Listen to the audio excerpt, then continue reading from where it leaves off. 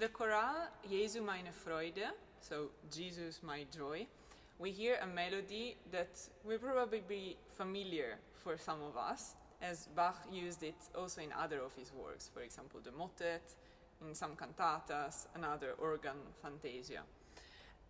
This melody actually comes from a non-religious song, which title was Flora, meine Freude, so dedicated to a woman.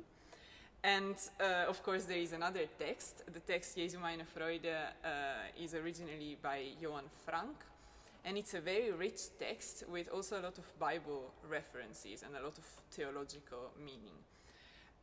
For example, it compares this longing for Christ to two separated lovers longing for each other and missing each other, in a metaphor that comes originally from the Song of Songs.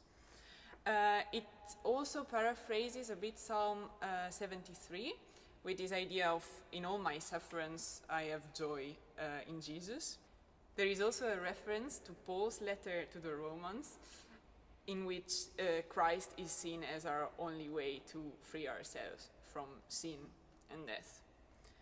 So throughout all the piece we see this idea of joy, but it's not such an open joy.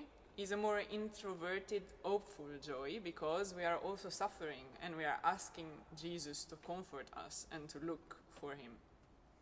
This suffering and longing is expressed musically in many ways. In general, this quite low tessiture, the sad atmosphere of the piece, the tonality of C minor, which we can imagine might have sounded quite harsh in some of the temperaments at Bach's time. There is also many dissonant or particular harmonies. The lowest note of the organ, so this low C, very deep and dark, is played 4 times. And also there is a very particular thing. At the beginning of the piece we read largo. This was not very common in Bach's music.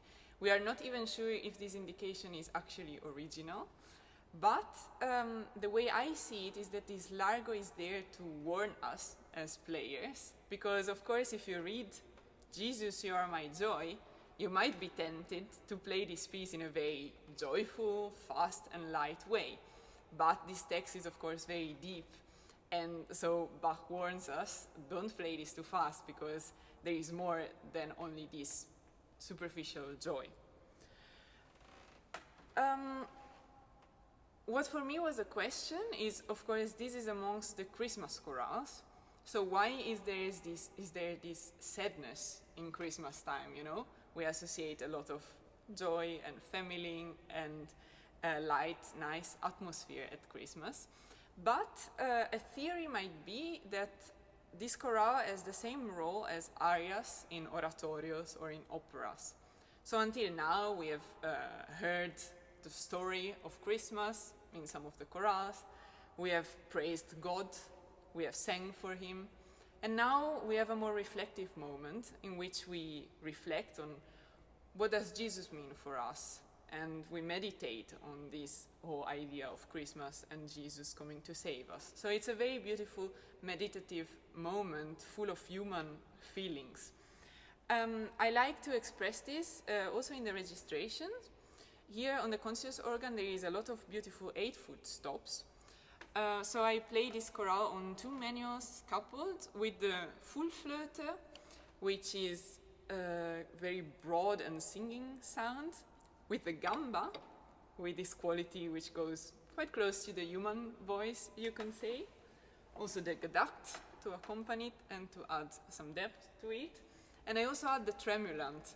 It gives me this idea of a crying voice, almost desperate, and we can hear it when I put it on. You will probably be able to hear this interrupted breath of the organ.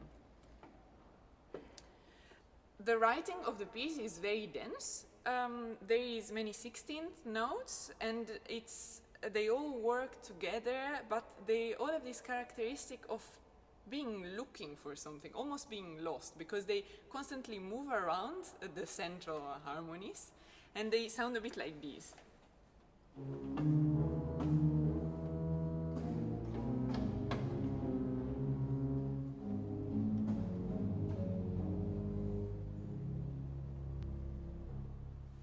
This was the pedal, but also in the ends we recognize the same wandering character.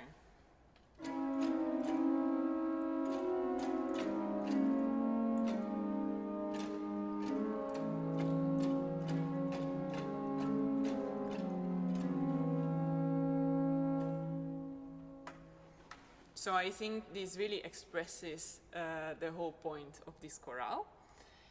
Then we look at the pedal more in detail. It starts with this motive,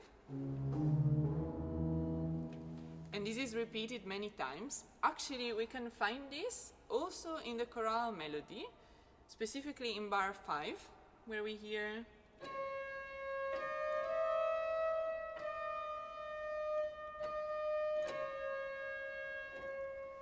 and if we look at the text of the chorale, this is actually the word Jesus with an embellishment. So Jesus is really central, and it becomes a leitmotif throughout the whole piece. So the pedal uses this as ostinato, but there is also another interesting thing about the pedal. If we listen to the first phrase of the pedal,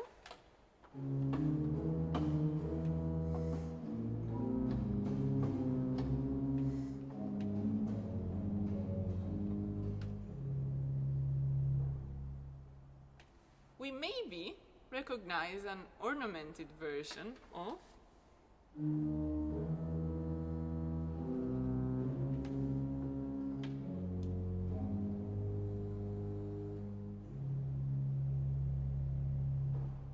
which is, maybe for some of you already known, it's the second part of the Passacaglia theme of Bach.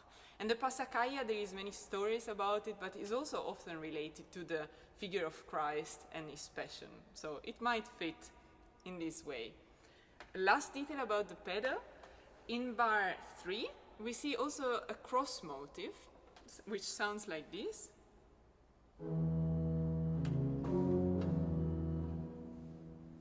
So related to indeed Christ's passion on the cross. This cross motive is repeated 3 times throughout the pedal part, so we see again this relationship with the Trinity. So everything comes together a bit in this way.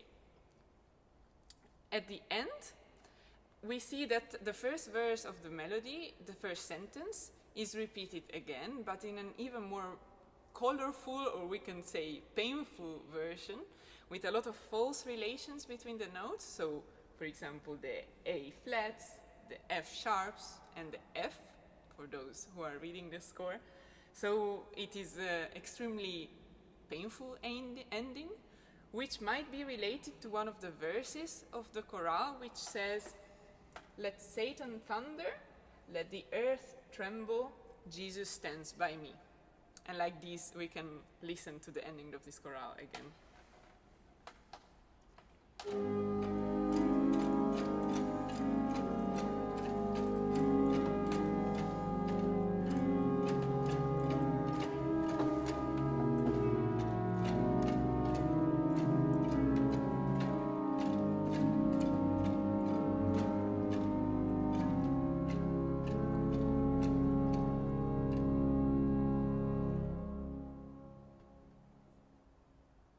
Thank you for being part of the Orgelbuchlein project. This is more than music. It's a message of deep human emotions, from sorrow to joy, and a shared hope for a better future.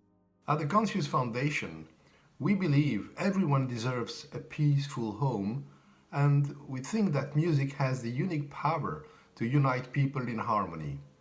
From the organ at St. Michael's Peace Church in Leuven, we bring this vision to life. Through inclusive composition projects, regular concerts, and our annual Organ Marathon for Peace, we inspire connection and hope.